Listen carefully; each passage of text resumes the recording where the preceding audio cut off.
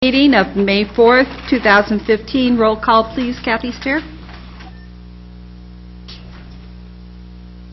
Dick Anderson. Here. Stacy Baird. Jim Davis. Here. Michael Holt. Here. Peter Norikis. Here. Henry Quant. Here. Wes Ryan. He's not available. John Skipper. Here. Roger Sprague. Not available. And Susan Walke. Here. And Kip Ward. Here. Jerry Warner. Here. Don Williams is excused. And that's it. Okay. Stand for the Pledge of Allegiance.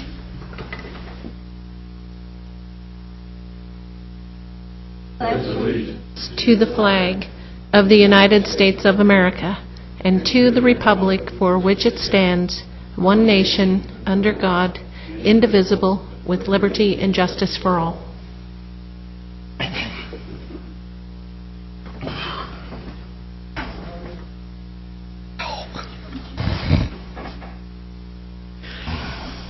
I now open from the floor the nominations for chair.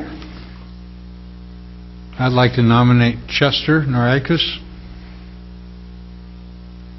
I second. I second.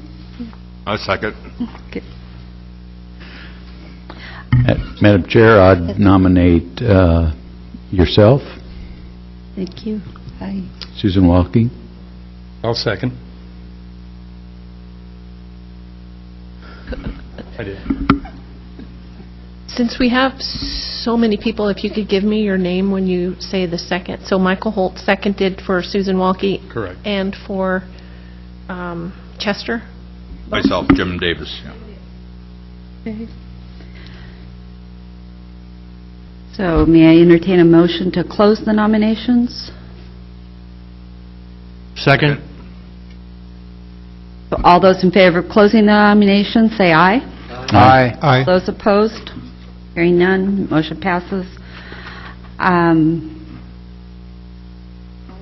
Okay.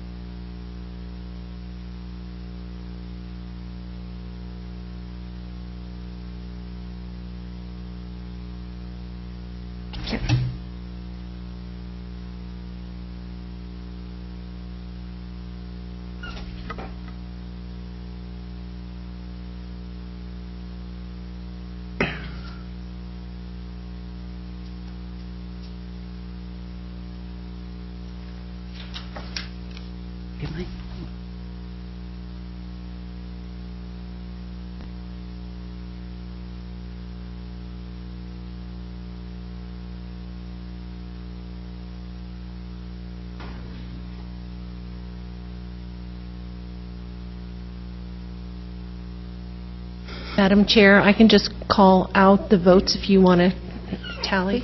Okay.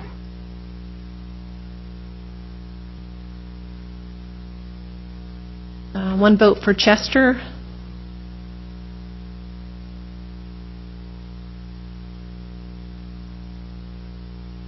One vote for Susan.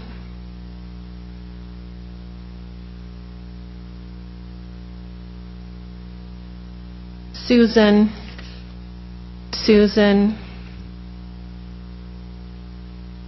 And one vote for Chester.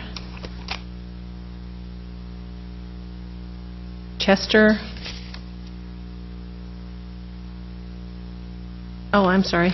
Take that one back. That's for Susan. Susan. Chester. Susan. Okay. Are there 10 of us here? Yeah. Well, thank you. Now I now open the floor to the nominations for vice chair. I nominate Chester. I second. Actually, I'm sorry, Madam, we have to vote on the chair, and then the chair takes over, I believe, the proceedings for the vice chair position.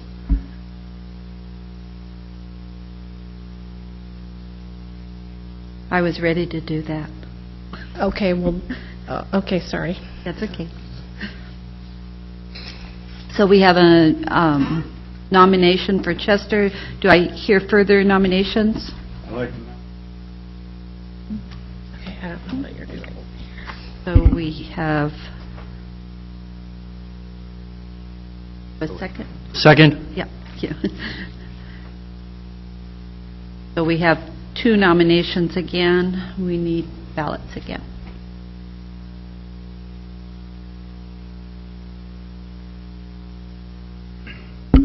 When we do the ballot, Mhm. that's not the vote, that's just Oh, okay. nomination.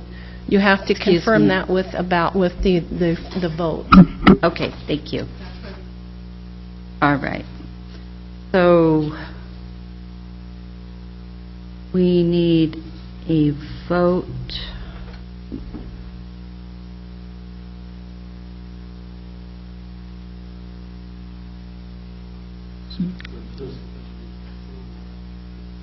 Vote to approve The- Susan as chair. Okay,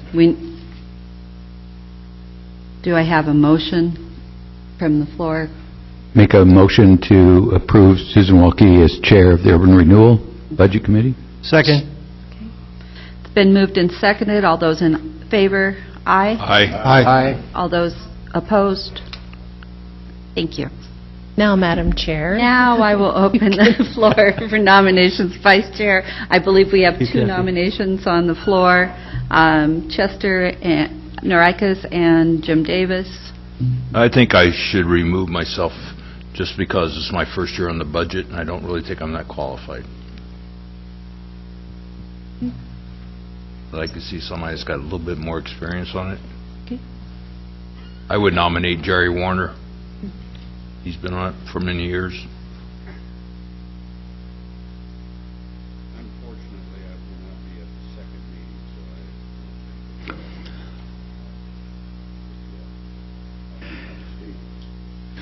so Madam Chair, I'd nominate Henry Quant. I would second that one. So we have 2 nominations. Do I have a motion to close the nominations? So moved.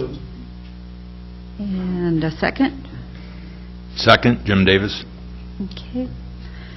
So all those in favor of closing the nominations say aye. Aye. All those opposed closing the nominations say nay. Motion passes. Now we're ready for ballots.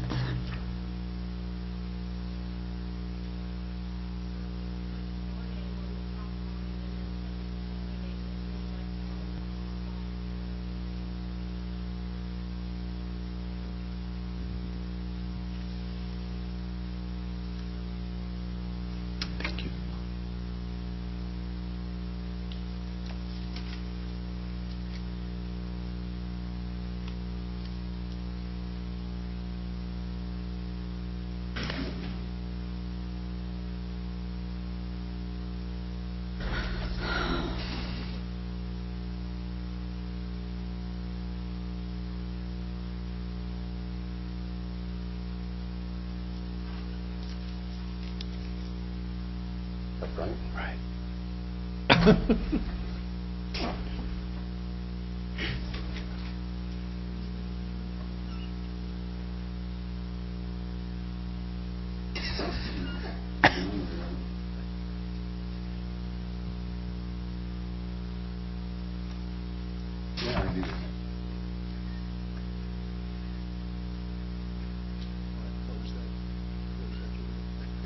Madam Chair, I'll call the votes. 1 vote for Henry, 1 vote for Chester,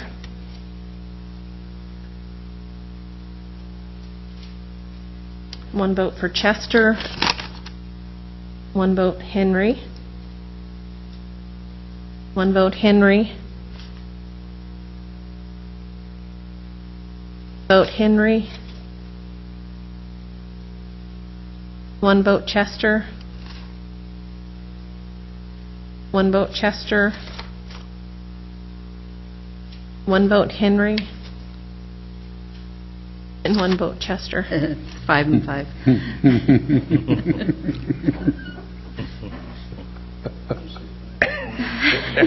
Yes. Tied, 5-5.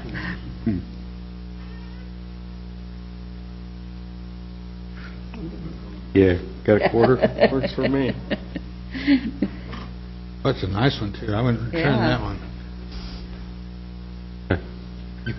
My suggestion is you deal with this 2 ways. You can have vice chairs, or you could take a vote again. Can't toss a coin? How about tossing the coin? Okay.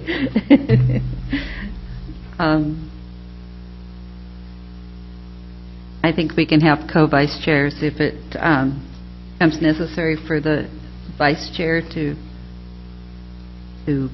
preside, then we'll deal with that. Okay.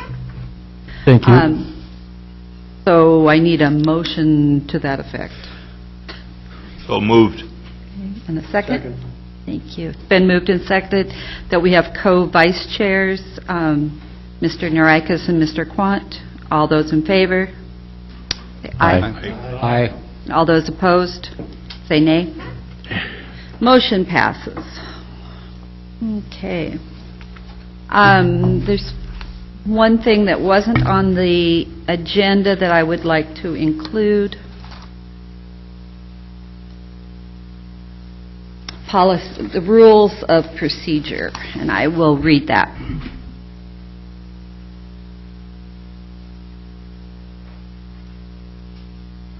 The Budget Committee must receive the budget message from the budget officer, the city manager, review the proposed budget, hear public questions and comments, approve the budget for council adoption, and approve the property tax amount or rate of property taxation.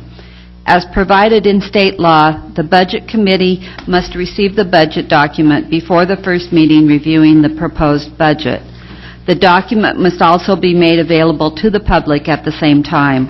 Once the budget document has been made public, only the Budget Committee and/or the governing body can make changes.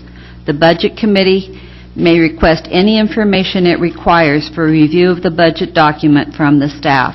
Generally, these requests are directed to the city manager or a department head. The Budget Committee does not approve new personnel, employment contracts, or salary schedules. However, these items are part of the proposed budget and have a fiscal impact. While the Budget Committee cannot negotiate contracts, it can adjust the dollar amount in the proposed budget that is available for these expenses. These adjustments would affect staffing or service levels. The Budget Committee can also review capital expenditures and make adjustments to them. Mr. Chandler, City Manager.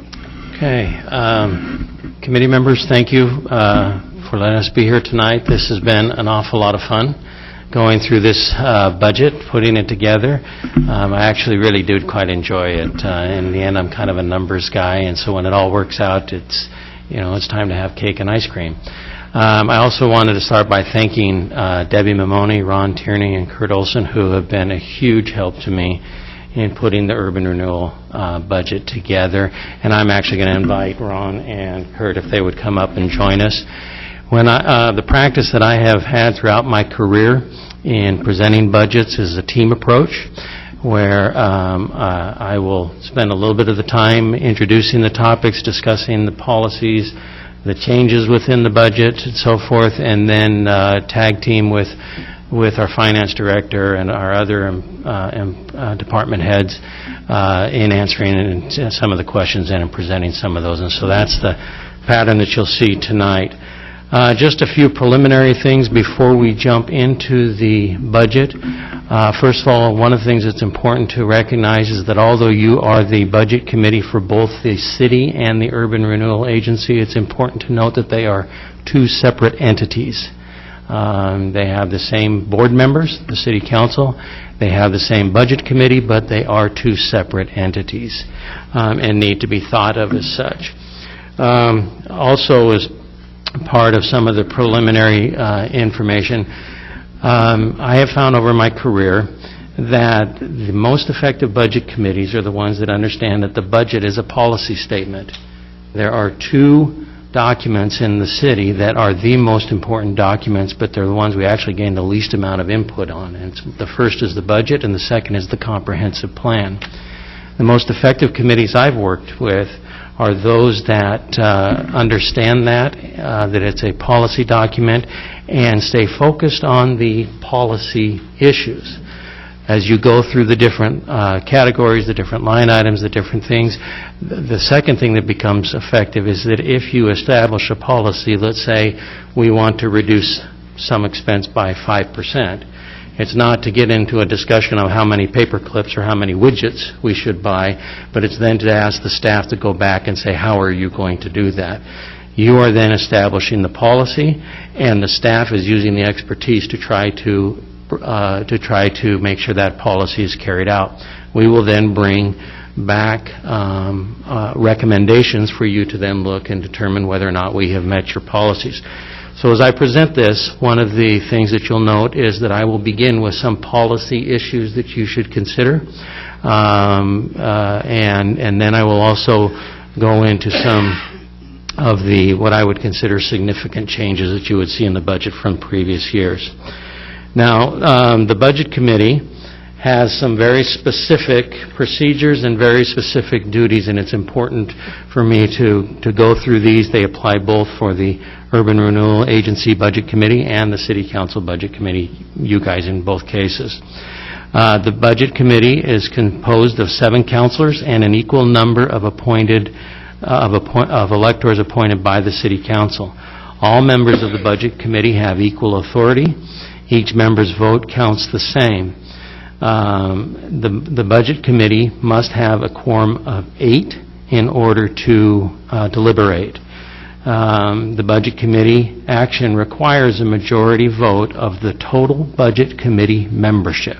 Okay, so 14 members would require 8 votes to pass the budget and send it along to the City Council. In other words, if you have 8 people that are attending the meeting, all 8 have to vote for the budget. If you have 10, 8. If you have 14, it's still 8 that have to vote for the budget. The committee must hold at least one meeting in which the public may ask questions and give comments. We have scheduled 2 meetings. You may hold more, but they must be properly advertised if you do so. Your duties include, as Councilor Walke has talked about, your duties include reviewing the estimates of the resources and requirements proposed by the budget officer, me in this case. They may be reduced or increased. You may reduce or increase the estimates of the resources and requirements that have been proposed. The budget, and then ultimately the Budget Committee will adopt the budget. Once it's adopted and recommended, it goes then before the City Council, in this case the Urban Renewal Agency Board. When they receive the budget, if there are any changes that are necessary after the Budget Committee approves the budget, the Council may make those, the Agency Board may make those revisions after a budget hearing and before adopting the budget. Their authority to change what you have proposed to them is limited, however. It cannot increase expenditures in a fund by more than $5,000 or 10%, whichever is greater. Okay.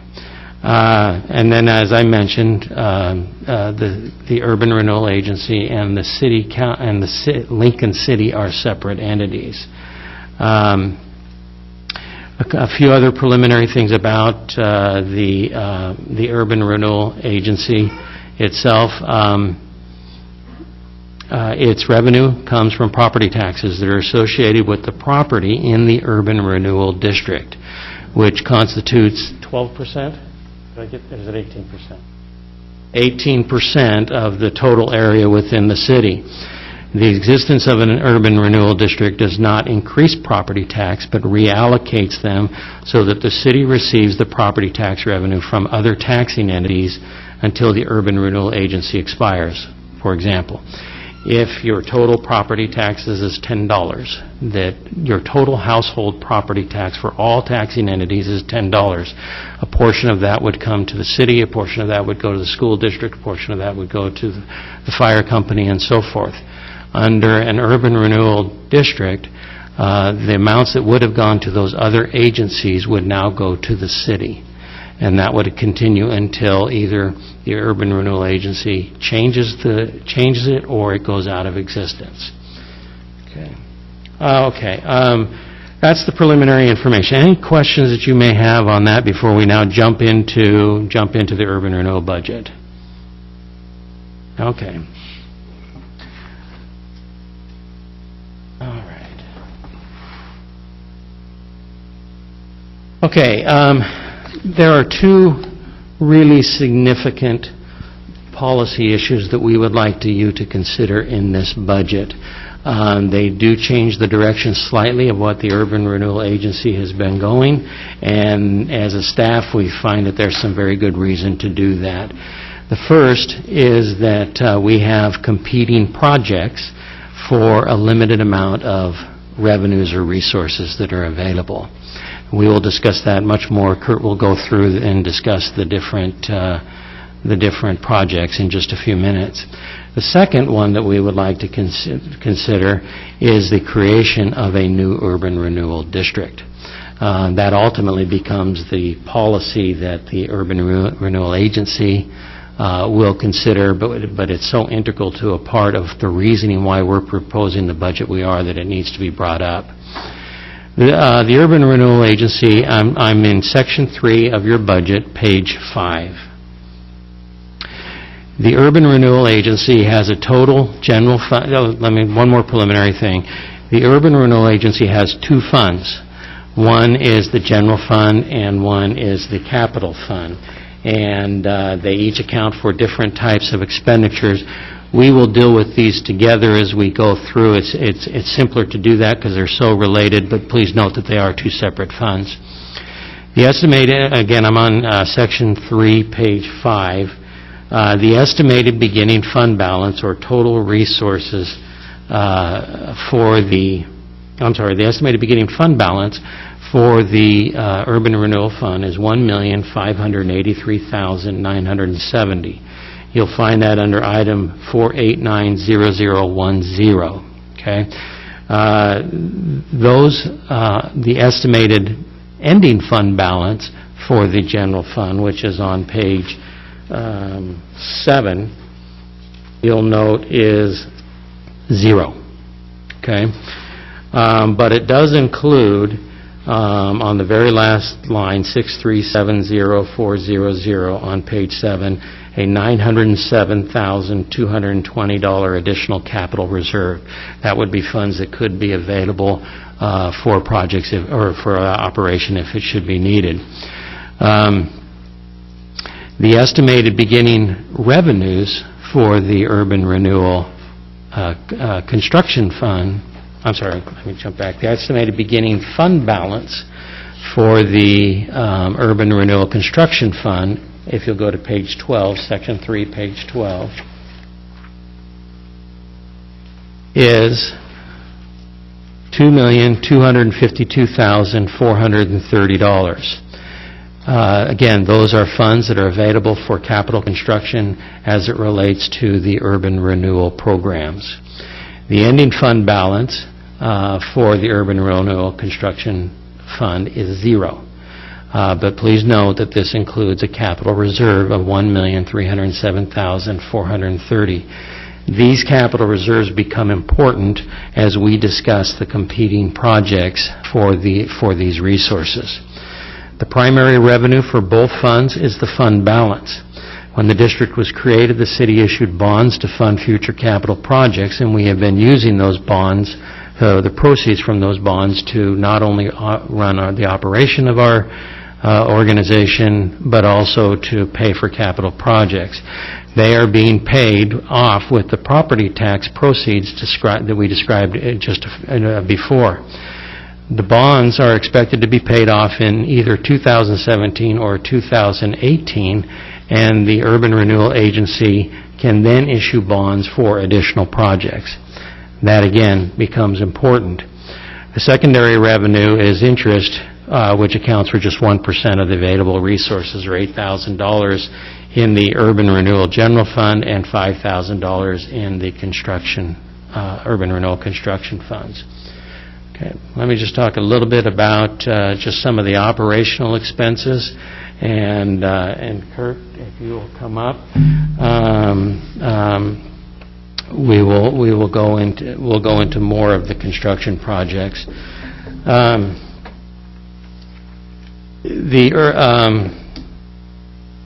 The Urban Renewal Agency, as shown in the Urban Renewal General Fund, operates with 3 employees, 1 full-time employee and 2 part-time employees. One of those part-time employees operates and works with the open space throughout the city. The salaries is estimated to be $124,118, which is a 4.5% increase over last year's estimated ending actual, and it is the same as last year's budgeted salaries. That can be found on page 5 of Section 3, your first 2 items under Personnel Services. A couple of things that are important to note as we are going through this.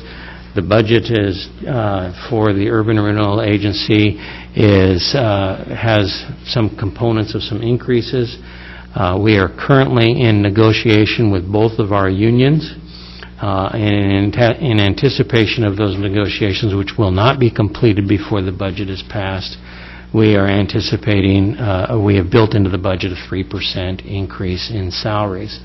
In addition, there is an increase in some of the benefits.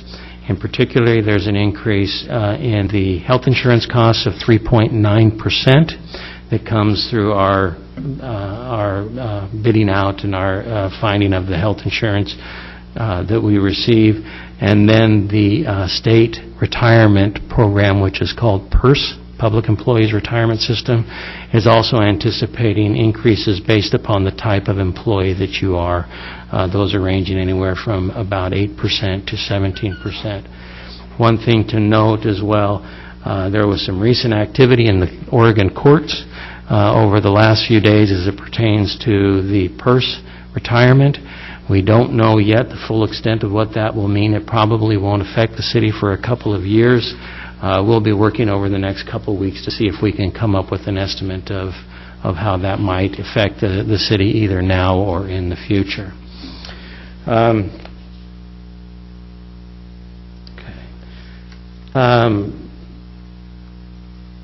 You'll also note, I'm on page 6, that you are going to see a decrease in our budget from last year for materials and services from $292,450 to $216,732.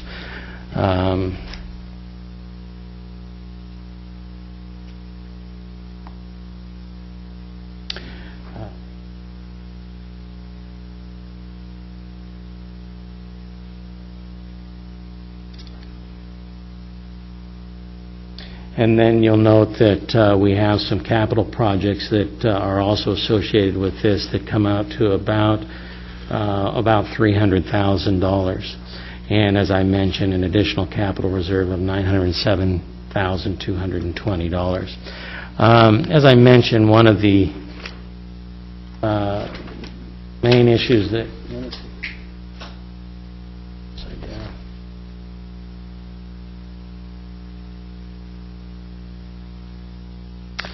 a couple of expenses that you should note. If you look on item number 6201119, you'll notice that has dropped from $40,000 to $13,000. Primarily, that is because some of the consulting services that we have used have completed their projects. However, we have included in that budget $12,000 for the city's comprehensive plan. We will discuss that much more during the Budget Committee meeting of Lincoln City.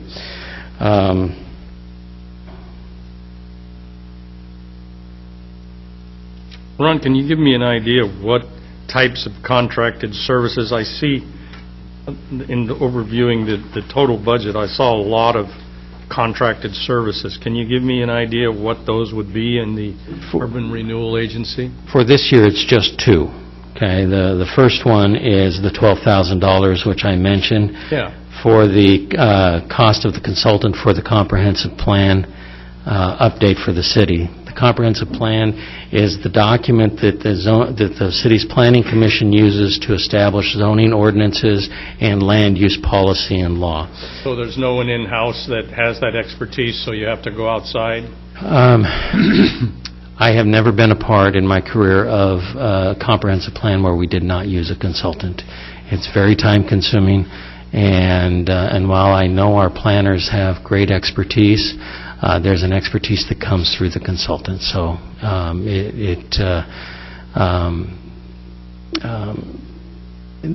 what you'll see that there's the parts of the comprehensive plan. It begins with first an assessment of where you are. It then goes out on a significant outreach to the community members. Basically ask the question, what do you like about your city? What don't you like about your city? What would you like your city to become? Ultimately, those consultants then come back with some ideas that they have generated. They then begin to present that to the Planning Commission, the City Council, of which ultimately the maps and the comprehensive plan itself is created. The part where the staff really becomes important, they're important throughout the whole thing, but at the end is when you make sure your zoning laws are in line with your land use plan.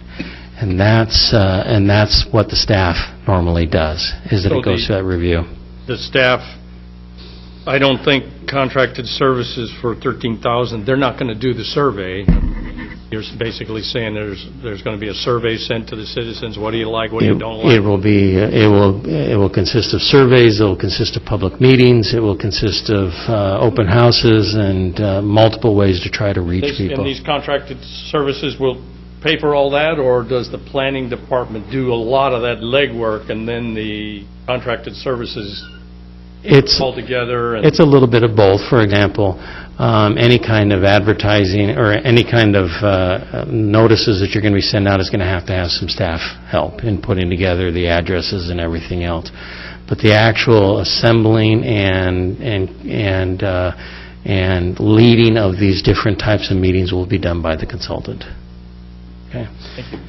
The other expense that we have is for $1,000, which is just some miscellaneous property development expenses that we may incur.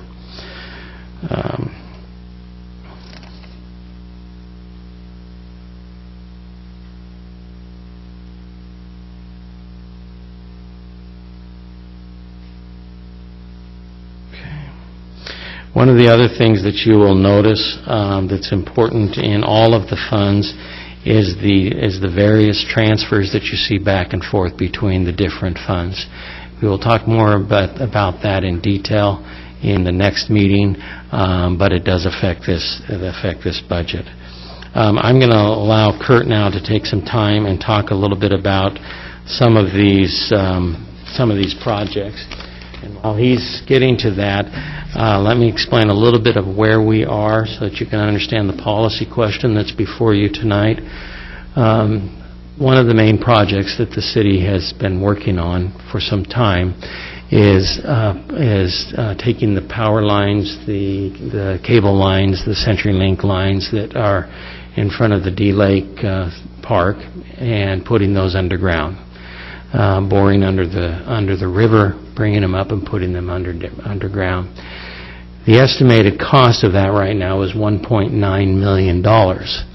It may be a little bit higher in the future, but as we go and try to finalize those costs, but right now the estimate is $1.9 million. As we looked at this project and looked at the other projects that Urban Renewal would be involved with that Kurt is going to discuss in just a minute, we realized that going forward with the undergrounding project right now would essentially shut down the Urban Renewal District. It would use up all of the funds until such time as we are able to bond again, and also would our staff, which I think still has an important role to play for the community. One thing to note, when an Urban Renewal District expires and goes away, that means the staff goes away with it. So as we looked at all of the competing expenditures, the competing capital projects, the proposal that we're going to make to you tonight is that we delay the undergrounding of the power lines until 2017 or 2018, until we can bond again for those funds. And then we use the amounts that we have to do these projects that Kurt's going to go over in just a minute. We also use the time while these projects are going forward to consider and to pursue the creation of another urban renewal district so that it carries forward. This is why the $1.3 million in the ending fund balance is so important. That's what would be left over for construction, which of course is $600,000 too small, too little to be able to do the undergrounding project. So, Kurt, why don't you go ahead and talk about these? So what I've done is outline the capital construction by districts without regards to whichever fund they're in. I'll explain to you which fund they're in, but if we just start at the north end of town in Wacoma, the major upgrade there last year was the West Devils Lake pump station there at the intersection of West Devils Lake Road and Highway 101, where DMV offices are across the street from that. So that was a $1 million upgrade to that pump station in order to be able to develop any property north of there, which would be Lincoln Palisades, villages of Cascade Head, and some of the other properties up there. So in this year's budget, we've allocated $600,000 to replace the force main. So what we did before was we increased the pump sizes and capacity so they could pump more product towards the south end, to the south end of town. And so now we need to upgrade the size of the pipe that pumps from that station to Wacoma. So the city has a series of pump stations that pump the sewage to the other end of town. And so we need to upgrade that line, and so that's $600,000. That'll be to replace that force main. That's on page 12 of your document. There are 4 funds. This is in the capital fund. There was bond money spent specifically for this project. So it's on page 12 of the construction fund, where it says WDLR. We call that Wedler, but it's West Devils Lake Road force main. Kurt? Yes. You said $1 million. Here it shows $1,275,516. Mm-hmm.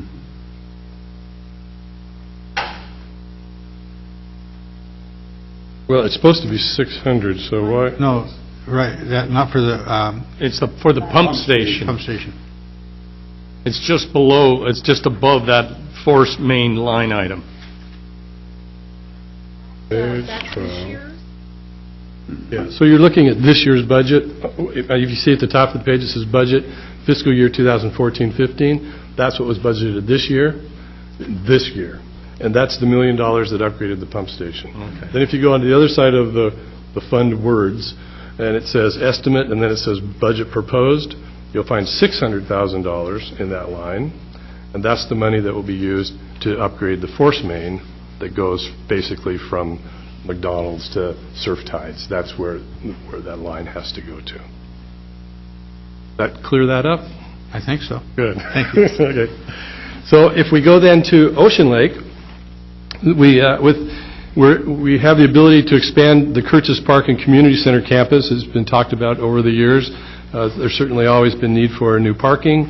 There's been talk about doing something with the senior center. to expand the senior center, or possibly, there was even talk at one time, I'm not sure how current it is, but for a youth center of some sort, or even to have the property for private development. We were asked to fund that through the Urban Renewal Agency, so we have a line item in there to fund the purchase. And then there'd also be some associated costs with either tearing the building down or rehabbing the building, getting it ready to lease out to someone else, tearing down a portion of it. None of those types of decisions have been made, and even the decision to buy it hasn't been made, but it was always assumed that the Urban Renewal Agency would make that purchase, and so we were asked to include that in this year's budget. And again, that's on page 12. It's in that capital construction fund, and it's listed as land purchase at $350,000. Madam Chair. Mr. Olson, in your budget message, your second paragraph says, these projects are ready to construct, have community support, and can now be funded. That does not apply to the Ocean Lake District project, does it? There was always community support for the expansion of the community center, and the only real expansion opportunity is the purchase of that building. So I guess I would say there is some, but no, there's nothing being talked about to construct anything there. It's just providing the funds for the city to make that purchase. Thank you. Then if we continue to move south, the ODOT project, as you know, is getting closer and closer. The anticipation is growing, but it's still not going to be done till probably midsummer anyway. And as soon as it's done, then there are a couple projects that we want to follow up with. As you know, the Urban Renewal Agency, prior to this project starting, or just as it was starting, we built a parking lot and created about 10 parking spaces on property that we had bought in the south end of the Nelscott Strip. So we need to finalize that parking lot now. We need to connect it to the parking that's in the Nelscott Strip, so there'll be a little driveway that's built there, and some changes in the landscaping. We're going to put in the landscaping that's behind the sidewalk in that area. So there are two projects, and they both are found on page 7 of the Urban Renewal General Fund, and those are listed under the Nelscott renovation projects. And I believe you'll find a number of about $75,000 there. And we've earmarked about $74,000 to do phase 2 of the parking lot, and then $1,000 to, I draw a blank here, put up the sign, the district sign. The only, as you know, as you go through town, one of the things that we've done to help visitors realize that there's another city beyond Ocean Lake, the city of Ocean Lake, is that we have those district signs.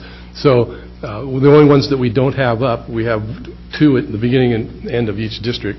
The only ones we don't have up are Nelscott, and that was because at one point, that was going to be a 5-lane highway, and then it was going to be a 4-lane highway, and now it's a 3-lane highway. We never knew where the right-of-way was going to be, and we want to put these signs out of the ODOT right-of-way. It makes it a little easier to erect them. So now that we know where the ODOT right-of-way is, we know where we can put those signs. So as soon as that project's done, we'll erect the last 2 that we have for Nelscott. Kurt, can I ask a question? Absolutely. I was on the Budget Committee last year on that highway construction. Are they on budget? Have they exceeded the budget? I've seen them tear up the west side at least 4 times. I think they tore it up 5 times. And I thought to myself, well, I'm no engineer, I'm not a civil engineer, but I mean, do they really need to tear it up and pave it and tear it up and pave it and tear it up so many times? So I was wondering, where's the feedback on the budget? Are we over budget on that, or are they within the budget? Yeah, I'm a little outside my expertise on that because I'm not part of that and not following that project. It's a public works project, so I'm sure they could tell you. I do try to go to their Tuesday meetings as often as I can, so I can tell you nobody's ever said anything about budget. They're constantly talking about staging and having to, I think they're going to do that at least one more time in order to build that concrete wall on the other side of the street by the Chinese restaurant on that side of the street. Right. They're going to have to move all those lanes back over to where they just completed that wall. And it's just a series of doing that. So that was something that's been anticipated throughout the entire project. But I mean, who's responsible for tracking those costs? It's not the city? No, it's an ODOT project. Yeah, it's a state ODOT. project. Oh, okay. But The city doesn't have to come up with more money if they overrun, or would we? Well, not at this point. Our funding was to relocate some of the underground pipes in order to get them lower or to get them out of the way. And then some of them they did as part of the project. They moved some of our pipes. But we did some of the initial work. A lot of the franchises had to go in and replace some of the poles in order to get out of the way. So there was a lot of preliminary work that went on that the city did pay for. But at this point, it's an ODOT project, but there are at least two of our engineers that are dogging that project pretty strongly. So they would be able to answer your questions much better than I. So let's see. I think we now go down to Cutler City.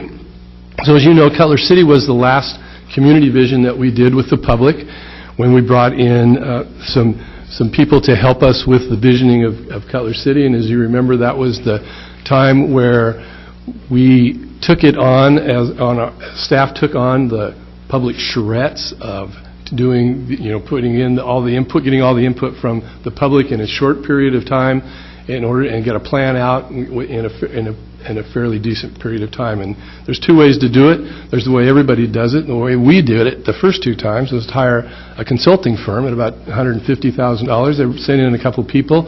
They sent in a couple people as they needed, like a traffic engineer. They'd bring another traffic engineer on board, and eventually we got a plan out of it.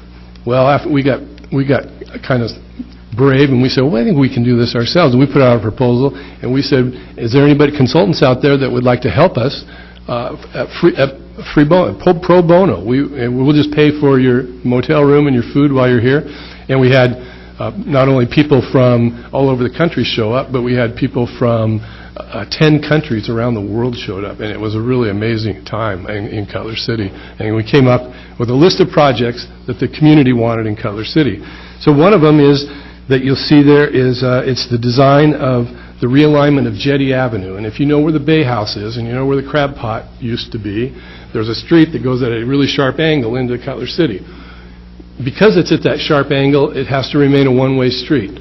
If we could make it go 90 degrees to Highway 101, two things happen. One, it could be a two-way street, and it would be much safer. It would slow traffic in as they barrel into Cutler City. And in addition to that, Bay House owns that gravel parking lot, and they'd like to be able to consolidate their parking. So it does those two things. So there's money in the budget for designing that project this year and working with the Bay House on some new ideas that they have for an expansion of their facility or possibly a whole new facility. That's a secret, though. The other one, that's on page 7 of your budget under Cutler City renovation projects. The other one that's part of the Cutler City renovation projects is what we call the Bay Walk, and it's the Cutler to the Schooner Creek Bridge section. We've been working on the Bay Walk since 2000, and that was the first part of the Bay Walk.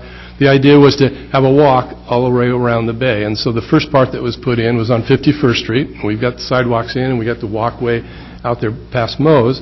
And then we did sidewalks in Cutler City, and now we're sort of trying to connect them. So this would be one of the projects that creates a sidewalk that goes from the Schooner Creek Bridge to the project that I'm going to talk about next, and that is the area, the pull out there where everybody parks and walks down onto the beach and goes clamming and plays on the sand at low tide. That's a project that we have, it's all designed. It's to pave that parking lot, put in sidewalks through that section. We have some signage, some interpretive signage about the bay and the area out in there. And so once those two projects are completed, that would complete the walkway all the way through the bay. So the first two I'm talking about were design work, and then the third one for constructing that parking lot area and sidewalks there is would be construction. So Mr. Olson? Yes. The Baywalk Cutler Schooner sidewalk design is construction? No, that would be a design. And let's do the design. The construction is $180,000. The Baywalk Schooner Point construction is $180,000. Right. Yes.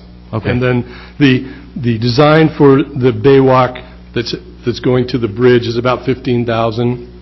And the other one is about $35,000. I think there's a number of about $50,000 in there for the Cutler City renovation projects. Yeah. Thank you. Okay, and I'm getting near the end here. We have, on page 11, you see our third fund, and it's called Property Rehabilitation Program. That name is exactly what it was. It didn't change as the funding sort of changed. We now have 3 loan programs: the Facade Improvement Program, the Energy Efficiency Program, and Business Expansion Program. I do want to point out that in my budget message, you'll see that my numbers don't match the budget numbers, and that's because they're at the last minute when they're doing the end-of-fund balances and carrying over into the next fund, they make those final calculations, and my numbers didn't get changed. So they're slightly different than what you see in the budget message, but the ones in the budget are the right numbers, and they're $50,000, $30,000, just a little bit different. And that's why. Then we have what's called our Economic Development Grant Program, where we grant funding to organizations that are doing economic development.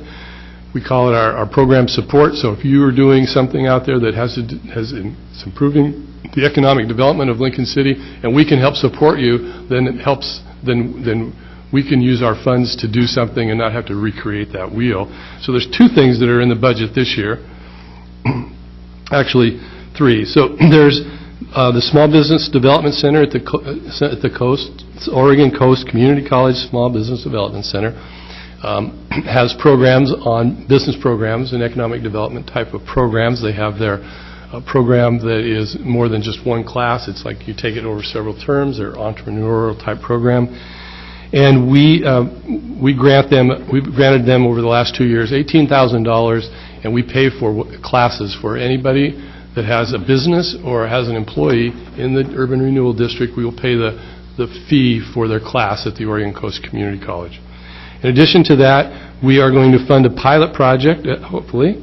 Our plan is to fund a pilot project for a downtown manager for the Bay Area Merchants. As you know, the Bay Area Merchants has been around for many, many years. We think that they're doing great stuff. They're just about ready to make that next move, but as you know, if any organization that's run by people that have jobs, there's only so much time and effort you can put into it. And so the previous City Council has authorized us to fund a downtown manager position for 2 years, and in that 2 years they have to prove that they can either fund it themselves or that it's a good enough idea that they can figure out a way to maybe create an economic development district or something like that. And then there's $3,000 in there because we know we have a pending request coming. And then the city manager mentioned that the comprehensive plan, the $12,000, happens to be 12% of the total cost of that comprehensive plan. And we came up with that through a formula called proportionality. Urban Renewal can't fund a new police station, but it could fund a substation in Cutler City that's in the district. And so it's the same sort of thing. The planning that goes into this comprehensive plan is actually the entire urban growth boundary, and the Urban Renewal District is 12% of that. And so that's where we came up with the $12,000 for that. And it'll be over 2 years, so it's $12,000 this year, $12,000 next year. Mr. Olson? Yes. I had problems with the math there, but Okay. when I figured it out at 18%, it came out to 45, and 12 would be about half of that. So isn't it? Yeah, so it's 18%? $24,000 that we're going to contribute, but it's going to take them 2 years to do this comprehensive plan. So we just put $12,000 in this year's budget, and we'll put $12,000 in next year's budget. Okay, but that's 12% of what?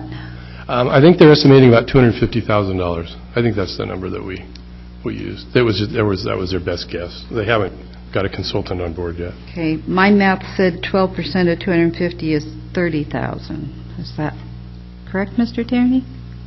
12% of 200 would be 24,000, I think. The amount that Richard Townsend has been working off is $2,000, of which $156,000 is budgeted for this year. The remaining would go into next year's budget. Okay, so it's 200,000. 2017-year budget. Okay, That sounds right. all right, thanks. Okay, so if I can finish up here, so and finally, As much as the city manager alluded to this, as much as we'd like to build every project whenever everybody wants to do it, the funding for the River undergrounding is just not available this year. But it is funded. We're going to continue to work on it. We're going to continue to get the easements. We weren't sure we could meet the deadline for construction this winter, but we were going to try. And so we still have to get all the easements and all the permits in place. But and so we have it funded in future budgets, but we don't have it funded in this one. So I'd be happy to answer any questions that you might have. Question of you. Okay. Speaking of the D-Lake undergrounding there, could you explain to me, when you read the urban renewal law, it specifically states is to clean up blighted areas and bring them back on the tax rolls at a higher tax base. Now, explain to me how that D-River project is going to do that when all of the property around there is already in private ownership. I can tell you that I understand exactly what you're saying, but I will say in defense of the project that in the urban renewal plan, I don't know what number it is, but it's one of the projects in there, and it's specifically it doesn't even say, you can underground anywhere on Highway 101. It says you can underground from between here and here, between here and here, and anywhere on 51st Street. And one of the places is there. So it is a project in the plan. But you're not explaining that to me. I mean, in the concept of urban renewal, you're supposed to be cleaning up blighted properties and bring them back on the tax roll at a higher tax base so that the funds that are restored to the people that you're borrowing them from, whether it be the school district or whatever. And I, for the life of me, cannot figure that one out, how you even could conceive. You've already got over $200,000 into it right now, and it looks like it's going to be easily $2.5 million before you're done. Mr. Warner, what we'll do on that, I don't have an answer for that one either. We'll have to go back to when the plan was originally put together and see how they justified that, and we'll bring that back to you. Well, I've got a couple other quick questions here, too. I noticed under membership and dues, you got $2,500 in there. I don't know what kind of a organization you belong to that costs $2,500. There are several organizations, actually. We are members of the Chamber of Commerce, the Bay Area Merchants. We're members of the state organization called AORA, the Association of Oregon Redevelopment Agencies, and that's your dues for that is based on your increment each year, so that's probably the bulk of that number. And then also we pay dues to the American Planning Association and also to the North Lincoln Museum. And I think I know there's somebody else in there, but that was the bulk. So you think that's necessary you belong to all of those things? I think it shows support for them, yes. Yeah. For them or for Lincoln City? Well, let's just move on here. I got a question about your down on the bottom of your page. On page 6 here, $118,344 reimbursement to general fund. Can you give me a quick explanation of what that is? Debbie, do you want to explain how these work in general? It's not a line item I get to make.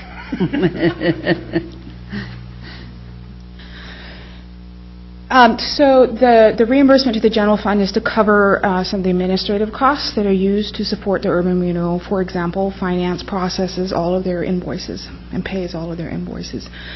They use our financial system. They use our HR services. They are managed by the city manager. They use our city attorney. It's for all of those support services that they use from the city. Okay, and the $30,026 under reimbursement Lincoln Square Fund, is that their rental of their office in the city? So the Lincoln Square is this building. It's primarily for the maintenance of the building, and so they're not paying rent for their space? No, they're paying a share of the operational costs in Lincoln Square Fund. Okay. It appears that, well, Kurt left already. Oh, there he is. It appears that, looking through your budget here, that the bulk of the dollars are going into public works projects.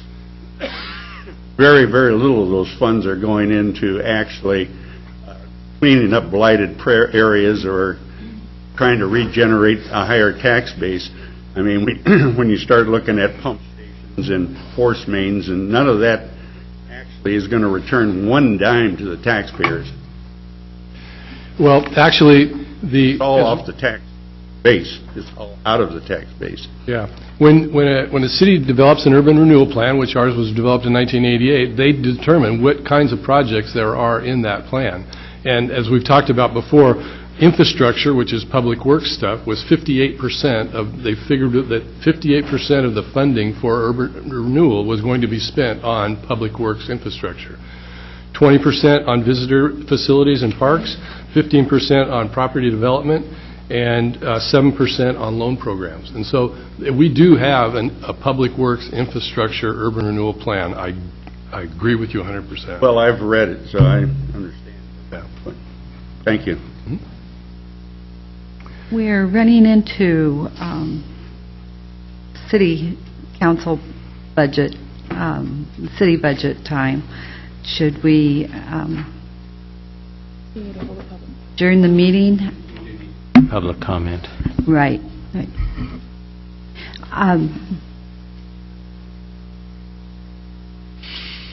So is there anyone here who wishes to speak before the Urban Renewal Budget Committee at this time? Okay. I see no one.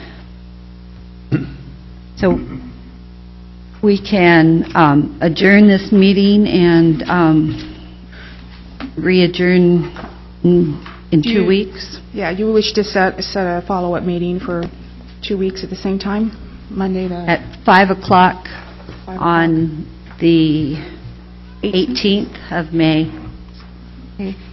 And we will continue Budget Committee comments at that time. So moved. It's been moved and seconded to adjourn at this time, to reconvene in 2 weeks. All those in favor? Aye. Aye. Opposed? Hearing none, we're adjourned. Thank you.